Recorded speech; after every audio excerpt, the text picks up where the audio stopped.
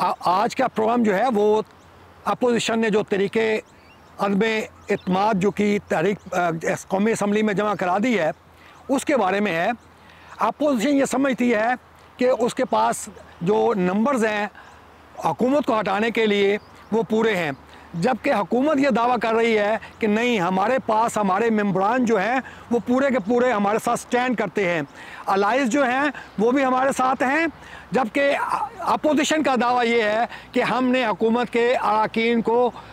जो है वो अपने साथ मिला लिया है, क्योंकि वो हुकूमत की पॉलिसियों से यानी पार्टी के अंदर से नाला है। उसमें मैं समझता हूँ कि पीटीआई के अंदर इस वक्त 3 धड़े जो हैं वो बन चुके हैं, यानी पीटीआई के अंदर ही 3 धड़े बन चुके हैं जो अपनी मुख्तलिफ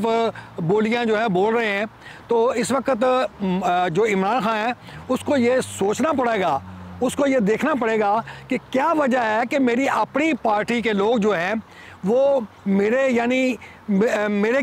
ऊपर इत्मीनान नहीं कर रहे, मेरी पार्टी के ऊपर इत्मीनान नहीं कर रहे। तो ऐसा क्यों है? मैं समझता हूँ उसकी वजह एक ये है जिसके लिए मैंने बारहा इसकी निशानदेही की है कि गवर्नेंस नाम की कोई चीज़ नहीं पंजाब में नज़र आती, और जो तरीके इंसाफ का नाम था वो इंसाफ के ऊपर, मेरिट के ऊपर उन लोगों को नहीं लगाया गया, यानी उन लोगों को यानी भी उसी तरह है, वही करप्शन का बाज़ार उसी तरह। जब ये दूसरे लोग थे पीपल्स पार्टी और मुस्लिम लीग नून, उसमें जिस तरह करप्शन होती थी आज भी करप्शन जो है, ठीक है मैं मानता हूँ कि इमरान खान करप्ट आदमी नहीं है, करप्ट नहीं है, लेकिन जो उसके हवारी हैं उसमें से अक्सर कुछ लोग करप्ट हैं। फिर दूसरी बात यह है कि गवर्नेंस नहीं है। क्या ये गवर्नेंस भी आके किसी ऊपर फरिश्तों ने ठीक करनी थी? ये तो हुकूमत का काम होता है कि आवाम को रिलीफ दे, उनके मसले मसाइल को हल करे। मैं मानता हूँ कि इमरान खान की हुकूमत ने बेशुमार अच्छे काम किए हैं, उसमें एहसास प्रोग्राम है, डैम बन रहे हैं और लॉन्ग प्रोजेक्ट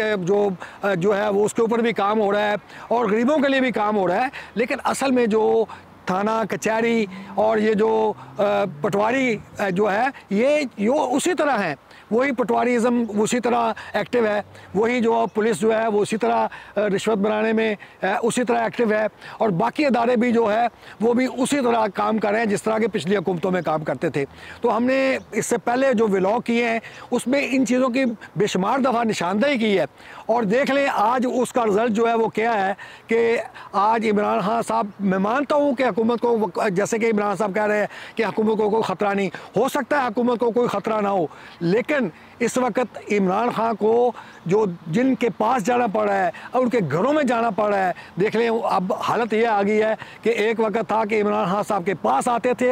ये अलाइज, अब इमरान खान साहब उनके पास खुद चल के जा रहे हैं। तो कितना जो है वो आप देख सकते हैं कि हालात किस तरह से चेंज हो रहे हैं और किस तरह चेंज हो गए हैं। तो अब भी वक्त है हुकूमत वक्त के पास, इमरान खान साहब के पास, कि वो सोचें और अपनी पार्टी के अंदर जो है उनकी जो एमएनएस जो आवाम के वोट लेके आए हुए हैं उनकी बात को सुने, और अगर वो नहीं सुनेंगे तो फिर इसी तरह की तरीके अदम एतमाद आती रहेंगी और इसी तरह इमरान खान को ये जो मुश्किलात है उसको फेस करना पड़ेगा। तो मैं समझता हूँ कि ये मुश्किल वक्त है पीटीआई के लिए, लेकिन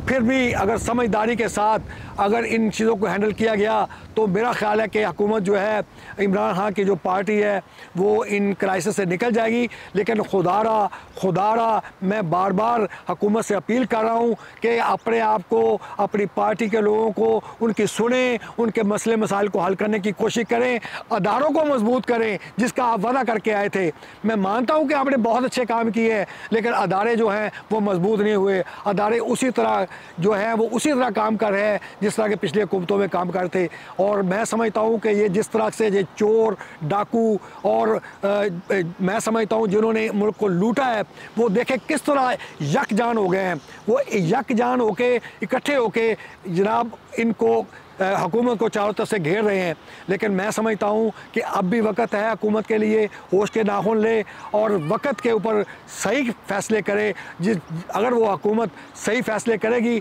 तो फिर हो सकता है कि ये जो 1.5 साल बाकी है वो इसको मिल जाए, और अगर और अच्छे फैसले किए तो फिर आने वाले 5 साल में भी 5 साल भी हुकूमत के होंगे। अल्लाह ताला हम सबका हामी नसर हो। पाकिस्तान जिंदाबाद।